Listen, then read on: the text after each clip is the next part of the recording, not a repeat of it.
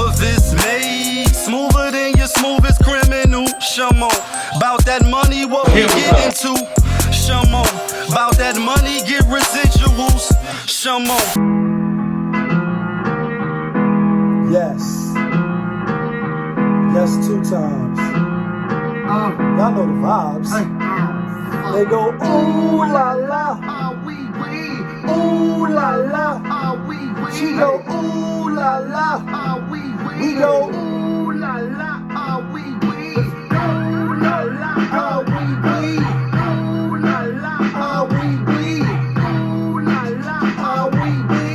Ooh la la. Looking for Ams like I lost a friend. Hop out of the bed like, where's the bread? What it do, people? You're now tuned in. POPAVIST TV, even though that's a Friday the 13th. Oh, we live, we rolling, we unscripted, we authentic. That feeling back up in here one more again. If it's your first time, come on in. Over here, we deal with sports, hip-hop, interviews, Popavisms 101, and motivation. If that sounds like something you can rock with, then before you exit, before you hit stage left, kindly hit that subscribe button. Hit the like button, hit the notification bell, so when I upload the videos, you get alerted.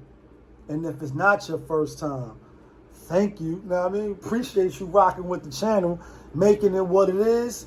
But you know how we do. You know how I start the show.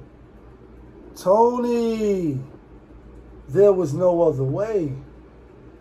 We in the end game now. We in the end game. We in the end game because Haiti, they just had a massive earthquake, like 7.2 Richter scale earthquake.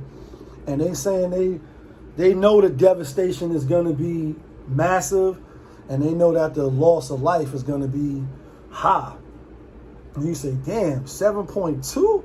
It always seemed like Haiti is getting hit with the hurricanes or the something, like some natural disaster. And then on the news, you know, I don't keep track of it, but when the news said it right away, I said, oh shit, damn, yeah, it hasn't been that long. But when you think about it, it is long. 11 years. 2010 was the last time a massive earthquake shook Haiti, and that was a 7.0. You know what I mean? So this one was a little higher. They said it was about like $8 billion to restore the devastation, and then like 250,000 lives lost. Like that. Like, I know what it's like to lose, to feel so desperately that you're right, yet to fail. You say, damn, 11 years?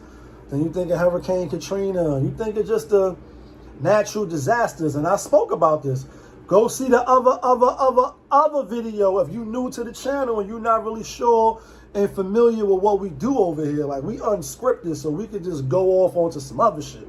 But I did a video on this, and I said, listen, are you prepared for some natural disaster, whatever state, city, town you from? Because it can happen in any borough, in any, you know, yeah, like, shout out to my nigga Swift. It can happen to anybody in any borough or any place. Bam, like that. Little kid just got killed in the water, you know what I mean, by lightning. You know what I mean? His family was injured as well. 7.2. I don't even know what that's like. I can't even imagine. But when they say 7.0, 11 years ago, 250,000 dead, like, you know what I mean? Like 8 billion to just restore what happened. You say, damn, that's a lot of devastation. And you never know when it's going to strike. You never know when, you know what I mean?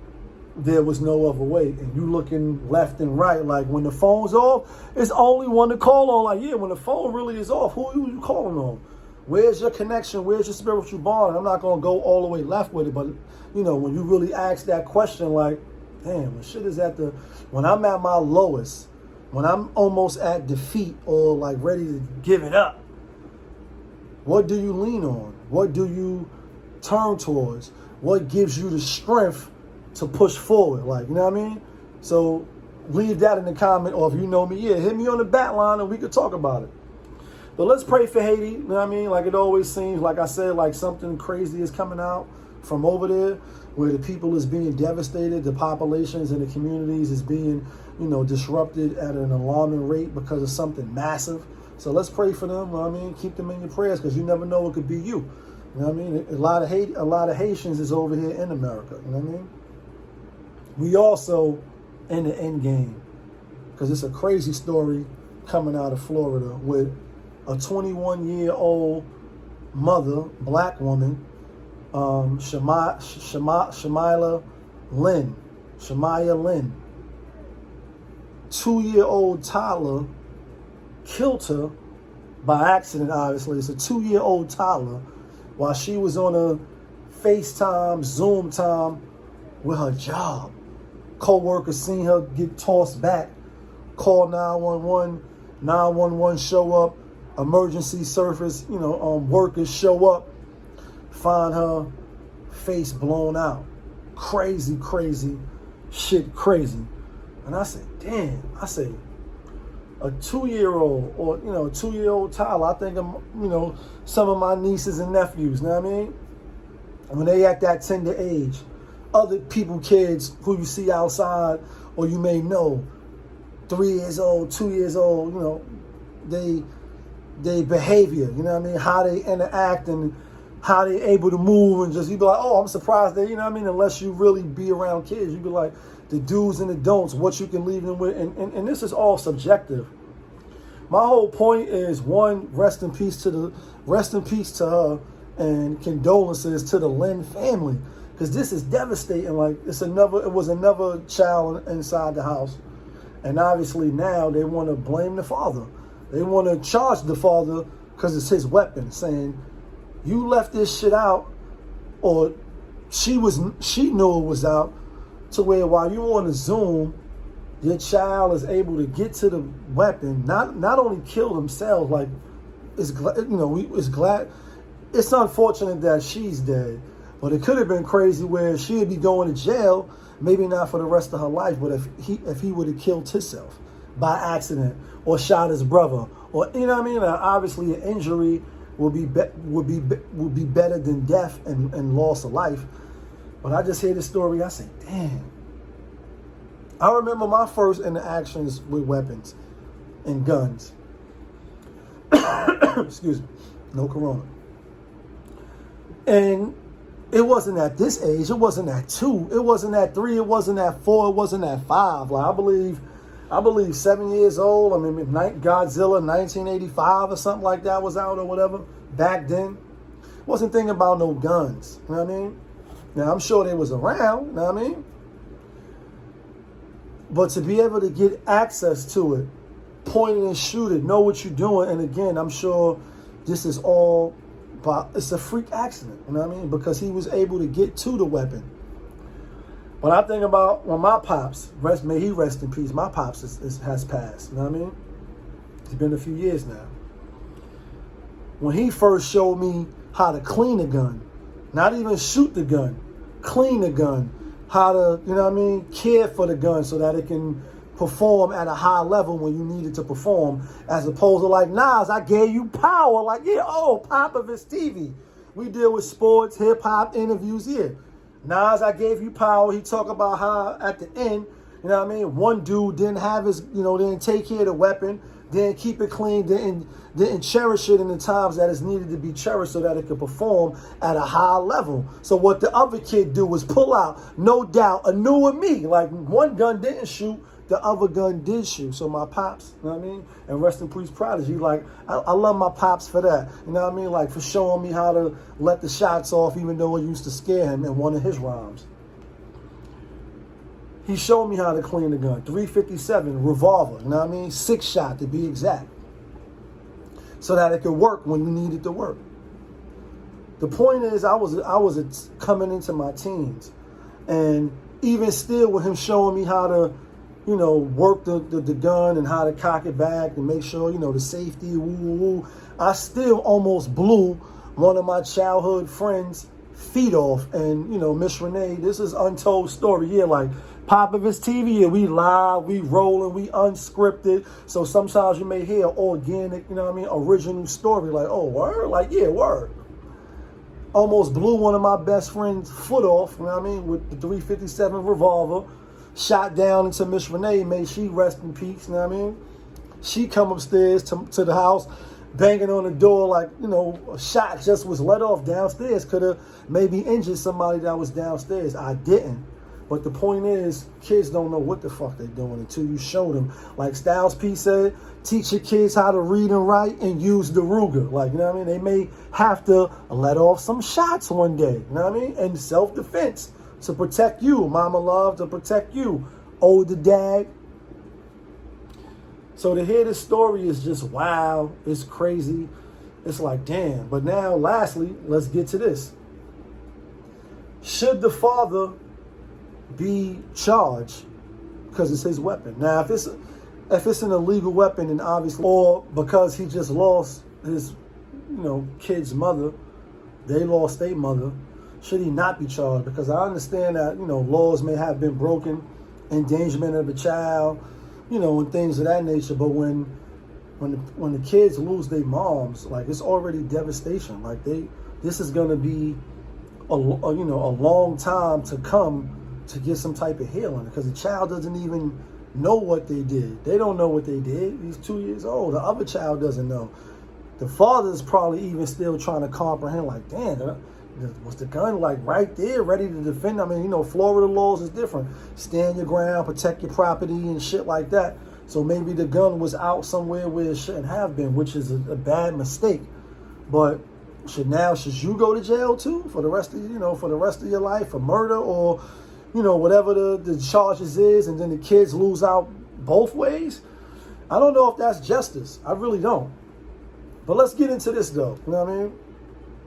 Rappers, like rappers, artists, people that's on the come up from New York City, whether you're from Brooklyn, Queens, Bronx, you know what I mean, Harlem, stand up, Queens, Long Island, Staten Island, the Wu-Tang Leather Kids. If you with the gang shit, this really messages for y'all in reference or in connection with getting your videos done, getting your videos shot by a fly videographer. You know what I mean? Somebody that's dope with the editing and with the shooting videos to give you that cinematic feel. You know what I mean? Give you the feel and the look that you want, which is a good look for a low budget, especially if you got it for that, right? I'm talking to y'all niggas. I'm talking to y'all women. In reference to the gang.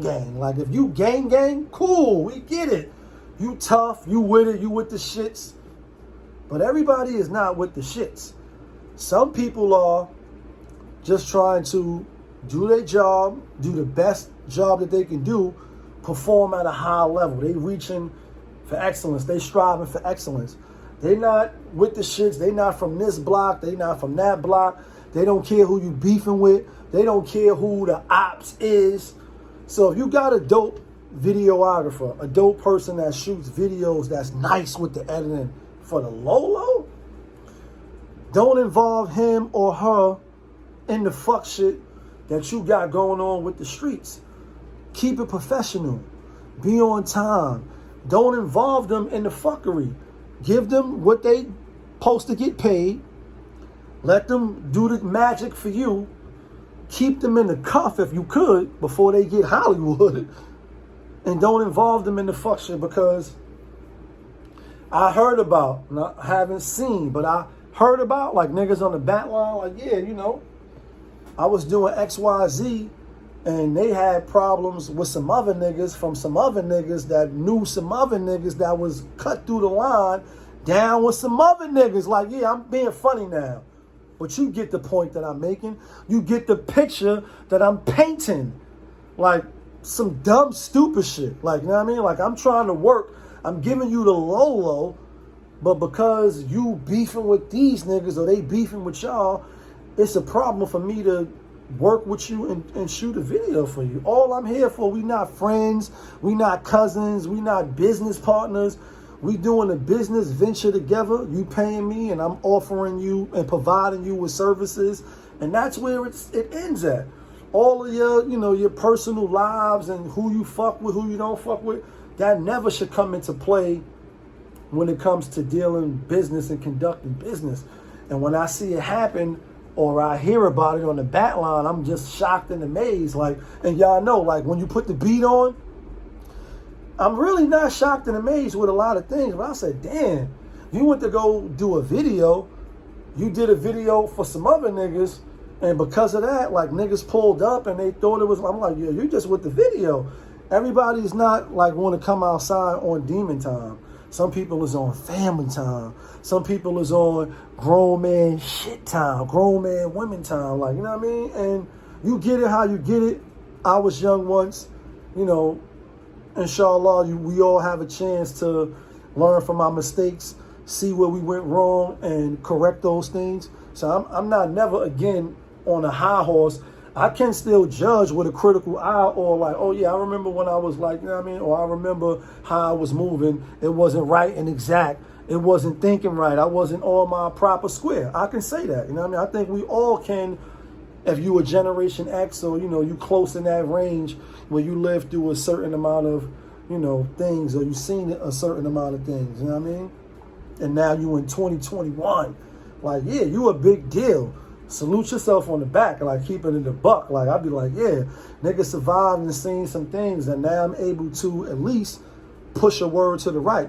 You could receive it if you want, or you could be like, yeah, this some old head fuck ass nigga. Like, yeah, then I guess I'll be that. You know what I mean? But let's just keep it respectful, and then everything is cool. We good. With that being said, are you on demon time? Are you around people that's on demon time? Do you support demon time? Music aside, like if you in the gym and you riding around listening to some wild, crazy hip-hop shit that we love, then, I'm not judging. I'm talking about in the real life, when you making decisions based off how you moving, what you hold sacred value, and what you want your kids to move and how you want them to move. That's what I'm talking about. Not no hip-hop shit. You know what I mean? Are you on demon time? Or you on thinking smart time? How you moving and, what you passing on to your kids? You already know. It's your boy, POPAVIST. You're now tuned in. POPAVIST TV, even though that say Friday the 13th. We live, we rolling, we unscripted, so sometimes we might venture off left when we was talking about one thing. Like, yeah, KRS-One was just trending. KRS-One was just trending because hip-hop, yeah, sports, hip-hop, interviews, Popavisms, 101, motivation. KRS-One, he just was doing a whole live show. That should look live. Where he was going from the beginning of hip-hop. And hip-hop just celebrated the 48th birthday. Like, you know what I mean? Like, so you say hip-hop is about to be 50 years old. And the audacity and the talks of certain people when they like, nah, Eminem, yeah, the rapper, would get washed by mad niggas. Blasphemy. You know what I mean? Like, yeah, that part. Hit the subscribe button. Hit the like button. You already know it's your boy, POPAVIST, back up in here one more again. Yeah, kid.